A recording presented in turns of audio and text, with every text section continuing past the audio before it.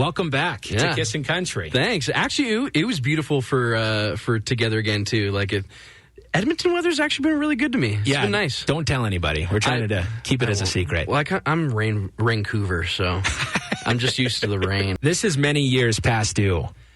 You have one of the most interesting stories of Canadian country music as of right now. And I want to kick it all back to, 2019, when you come up with a song, Pillow Talkin', and you release it. I believe it started the pandemic, or it had something to do with COVID. Is that true?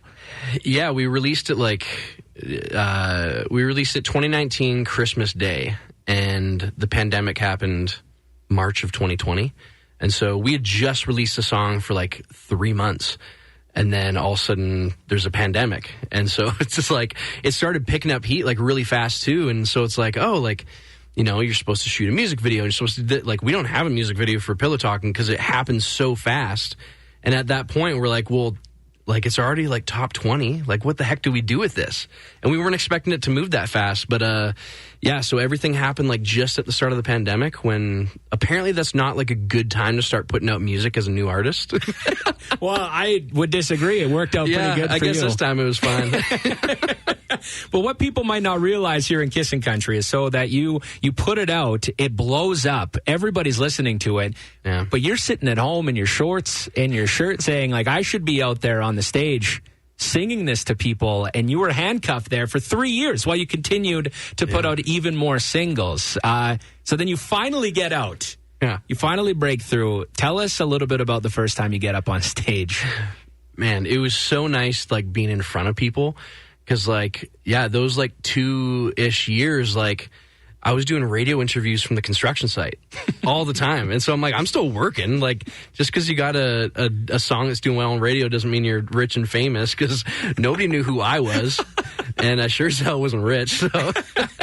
But finally getting out to play on stage was for me, I'm going okay, people know my music, but I don't know if I have fans. That is still a weird thing for me. I'm I'm a contractor. I'm used to just building stuff. And then all of a sudden it's my business is not just music, but people. And so getting out there in front of people, I was I don't know if anybody's showing up. And our first show was Calgary Stampede. And we show up, and I'm saying to the band too, I was guys, I hope people are here. I hope people are coming. And we get there, and it's oh my God. Our first song was my song, Sometimes I Do. That was my opener. And everybody is just belting the song out. I'm holy crap. People do actually, know my music. And we had 4 songs out at radio before we ever played a show after releasing music. And so it was more of an investment into my career for those, the years of the pandemic, where it should have been a really bad thing for me musically, but it ended up being I got to skip, a couple stages a little bit in the live scene. And so, I'm just so grateful of where we ended up. After the pandemic, we had some great songs on radio and had a lot of fans that were coming to the shows, and it was happening. Tyler Joe Miller here in studio live with us.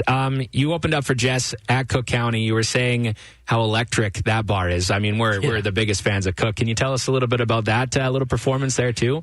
Man, that show is just, y'all are just rowdy here. No, it was just so fun. The energy in the room was we're finishing off the tour. I think Edmonton was our second last show. I think that's right. And then, so we're kind of we're getting tired. It's, it's been a long tour across Canada, and you get on stage, and I remember being tired before that show, and it was oh, okay, we can do it. You get on the stage, and it's the energy from the crowd just revives you. It's unbelievable. And they sure as hell did that in Cook County. They were just so ready for a show, and everybody's singing along. And it wasn't just everybody has their phones out. And there's some cases that, in some shows where it's you guys want to watch the show? But this one, it was just, everybody was just singing along. And it was the coolest thing. And yeah, it was just such a good time in Edmonton. Loved it. Again, Tyler Joe Miller, along with us here in Kissin' Country. And let's tee up this brand new single there, guy. Let's also try to get you back in Cook County, hopefully soon. But the new song is called Back to Drinking Whiskey. Before we play it for everybody for the first time, let's hear a little background. Yeah, this one I wrote with Kelly Archer and Danik Dupel, who's my producer from band Emerson Drive. And we wrote this one, and it's basically like a love story that's gone wrong.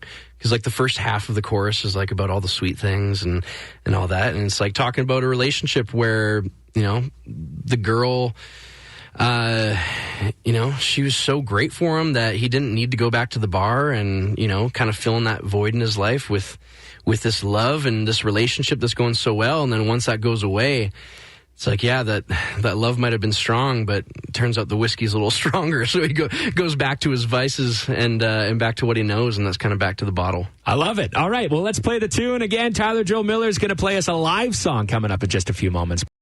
Kissin' Afternoons with Ethan.